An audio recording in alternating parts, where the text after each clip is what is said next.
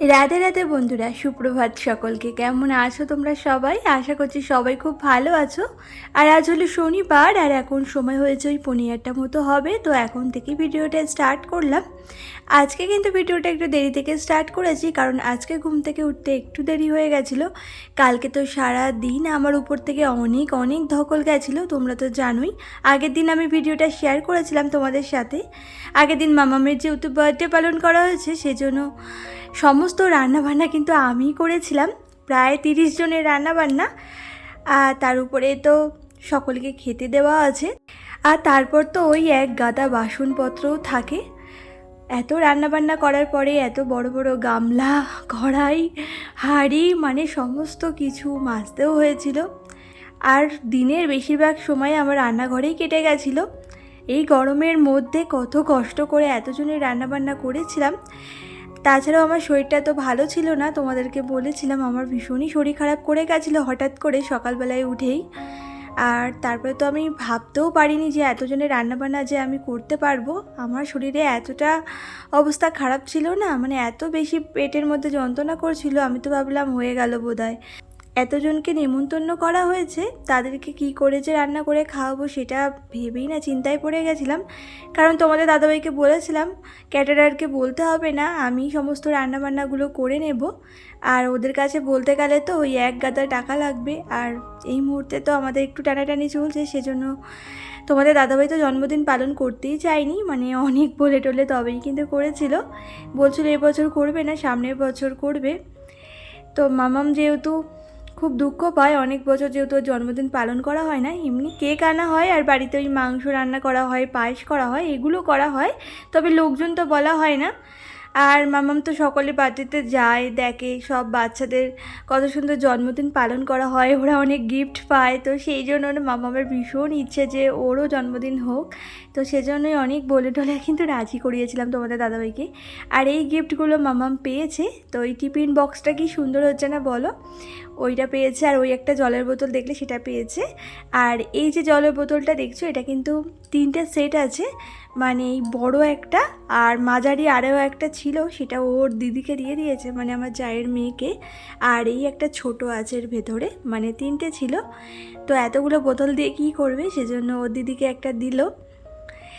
তো যাই হোক, এই বোতলটা দেখেছো অনেক বড়, কিন্তু এটা ওই জিম টিম করলে তারা কিন্তু এর মধ্যে করেই জল খায়, সেই বোতলগুলো এগুলো। তো এর মধ্যে 2টো সিস্টেম আছে, এমনিভাবেও জল খাওয়া যাবে, প্লাস পাইপ সিস্টেমও আছে, পাইপ দিয়েও খাওয়া যাবে। আর এই যে ব্যাগটা দেখছো স্কুল ব্যাগ, এটা ওর জ্যাঠা ওকে দিয়েছে। তো এই ব্যাগটাও কিন্তু ভীষণ সুন্দর হয়েছে। আর এই ব্যাগটা ওর শরীরের থেকে বেশি বড়ও হয়ে গেছে। তবে একদিকে ভালো হয়েছে কি বলো তো, মানে এই ব্যাগের মধ্যে না অনেক স্পেস আছে, মানে অনেক বই খাতা, তারপর টিফিন বক্স রাখার, পেন্সিল বক্স রাখার আলাদা আলাদা জায়গা আছে, অনেকগুলো মানে স্পেস আছে। আর ইতিমধ্যে দেখো ওর বই টই এর মধ্যে ঢুকিয়েও ফেলেছে। আমি তো বললাম স্কুল খুলবে সেদিনই নিয়ে যাস কেন, এখন থাকুক। ও তো এটা নিয়ে মানে আজকেই ঘুরে বেড়াচ্ছিল। তো যাই হোক, আর ওদিকে দেখো একটা সুতির জামাও পেয়েছে বাটি প্রিন্টের, ওই জামাটাও খুব সুন্দর, তার সাথে একটা প্যান্টও ছিল। আর এই আকাশি রঙের জামাটা আমার মা দিয়েছে। আর একটা প্যান্ট দেখলে না, ওটা আমার দিদি দিয়েছিল, ওর সাথে একটা জামাও আছে। তো জামাটা তো ওর গায়ে পরা আছে, এখন তো উনি ঘুমাচ্ছেন, তাই তোমাদেরকে আর দেখালাম না। আর এইদিকে দেখো একটা এই যে চকলেটের যে সেলিব্রেশন বাক্সগুলো হয়, সেটাও একটা পেয়েছিল। আর এদিকে মামাম দেখো আমার জন্য একটু চকলেটও রেখে দিয়েছিল, কালকে অনেক চকলেট পেয়েছিল, তো তার মধ্যে কিছুটা চকলেট আমার জন্য রেখে দিয়েছে। আমাকে অনেকবার সেধেছিল খাওয়ার জন্য, আমি বললাম এখন খাবো না, কারণ তখন তো আমি ব্যস্ত ছিলাম, ওই রান্নাবান্নাগুলো করছিলাম, সকলকে খেতে দেওয়া এই সমস্তগুলো। তো তখন খাইনি বলে আমার জন্য আবার ফ্রিজের মধ্যে রেখে আবার ঢাকা দিয়ে রেখেছে। তো তোমাদেরকে তাই দেখালাম। ও জানো তো ছোটো থেকে যাই খাক না কেন, আমাকে না দিয়ে কিন্তু খায় না, মানে সবসময় যাই খাক আমার জন্য একটু হলেও রেখে দেয়, আমাকে না দিয়ে মানে কোনো কিছুই আজ পর্যন্ত খাইনি। সে বাড়িতে হোক বা কোথাও গিয়ে হোক এরকমই করে, জানো না। আমি তো বারণ করি কোথাও গেলে এরকম করবি না, ও তাও ওরকম করে, জানো না।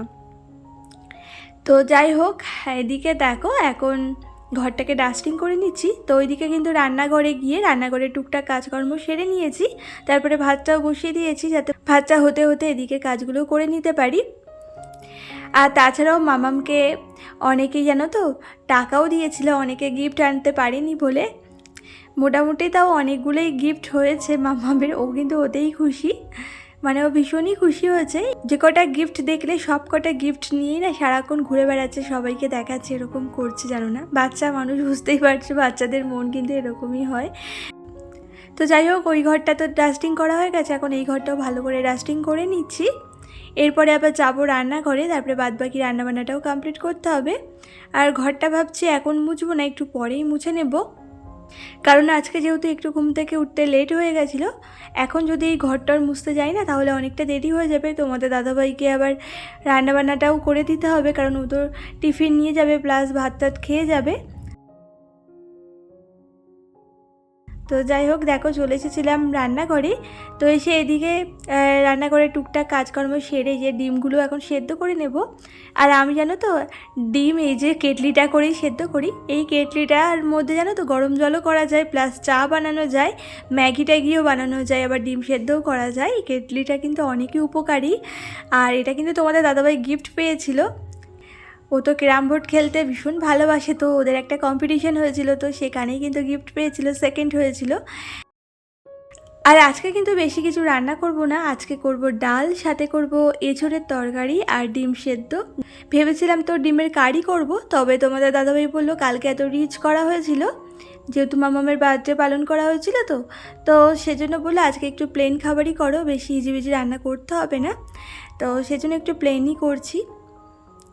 আর কালকে যে পাঁপড় ভেজেছিলাম, পাঁপড় ভাজার জন্য তো অনেক তেল ছিল, তো সেই তেলের মধ্যে কিন্তু আজকে এঁচোড়ের তরকারিটা করেছিলাম, সেজন্য দেখো একটু তেলটা বেশি হয়ে গেছে। ভাবছিলাম যে কমিয়ে রাখবো, আবার ভাবলাম কি থাক এইটুকুই তো দিয়েই দিয়ে, এমনিতেও এঁচোড়ের তরকারিতে দেখবে একটু তেল বেশি দিলে খেতে ভালো লাগে।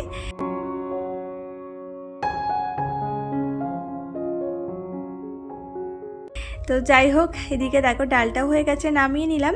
আর এদিকে এঁচোড়ের তরকারিটাও বসিয়ে দিচ্ছি, সমস্ত মশলা দিয়ে ভালো করে কিন্তু মশলাটাকে কষিয়ে নিয়েছিলাম। তারপরে ভেজে রাখা আলুগুলো আর সেদ্ধ করে রাখা এঁচোড়টা দিয়ে অনেকক্ষণ কষিয়ে টষিয়ে তারপরে কিন্তু এর মধ্যে জল দিয়ে দিয়েছিলাম, আর তাও আবার গরম জল দিয়েছিলাম। আর এই এঁচোড়টার মধ্যে না ছোটো ছোটো দানাও হয়ে গেছিলো, আর এরকম দানাওয়ালা এঁচোড় খেতে না ভীষণ ভালো লাগে। তো যাই হোক, নামানোর সময় দেখো একটু গরম মশলা আর ঘি দিয়েছিলাম। আর আজকে ভেবেছিলাম তো এঁচোড় চিংড়ি করব, তবে ওই যে তোমাদের দাদাভাই বললো কি চিংড়ি টিংড়ি দিতে হবে না, নাহলে বেশি রিচ হয়ে যাবে। কালকে ওরকম রান্না টান্না হয়েছিল, তো ওই জন্য না বললো চিংড়ি মাছ ছাড়াই করো। তো চিংড়ি মাছ ছাড়াই করেছিলাম, পেঁয়াজ রসুন দিয়েই করেছিলাম, তবে খেতে ভীষণ ভালো হয়েছিল জানো তো। তো যাই হোক, এদিকে দেখো এখন রুটিগুলোও করে নিচ্ছি এক এক করে। আর আজকে এই রুটি খাবার জন্য কিন্তু আলাদা কোনো তরকারি করিনি, ওই এঁচোড়ের তরকারি দিয়েই তোমাদের দাদাভাইকে রুটি দিয়ে দেবো। আর ভাত দিয়ে ওই যে ডাল দিয়ে এঁচোড় দিয়ে আর ডিম সেদ্ধ দিয়েই খেয়ে যাবে কাজে। তো যাই হোক, ওইদিকে রান্নাবান্নাটা কমপ্লিট করে এখন চলে এসেছিলাম ঘরে। এখন এই বিছানাটাকে গুছিয়ে নেব। আজকে তো মাম্মাম অনেক দেরি করে ঘুম থেকে উঠেছে, যেহেতু আজকে সকালে পড়া ছিল না, ছুটি ছিল, যেহেতু শনিবার আজকে, সেজন্য তো তখন বিছানাটা গোছাতে পারিনি। তো যাই হোক, এখন বিছানাটাকে গুছিয়ে নিচ্ছি।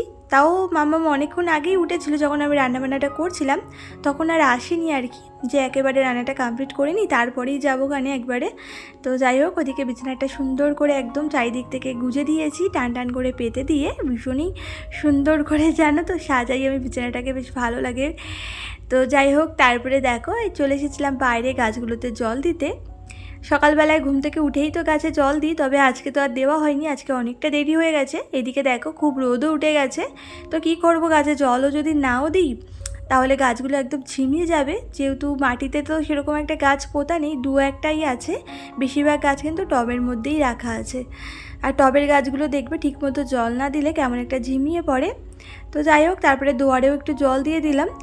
প্রতিদিন তো সকালেই দেওয়া হয়, তবে আজকে একটু দেরি হয়ে গেছিলো, এখন কিন্তু অনেকটাই বেলা হয়ে গেছে, তো কী করা যাবে। আর যেহেতু রান্নাবান্নাটা আগে কমপ্লিট করার ছিল, তো ভাবলাম থাকে যাক, একেবারে পরেই দেবোখানে। তো যাই হোক, ওদিকে দেখো জল টল দিয়ে এখন আবার ঘরটাকে খুব ভালো করে মুছে নিচ্ছি।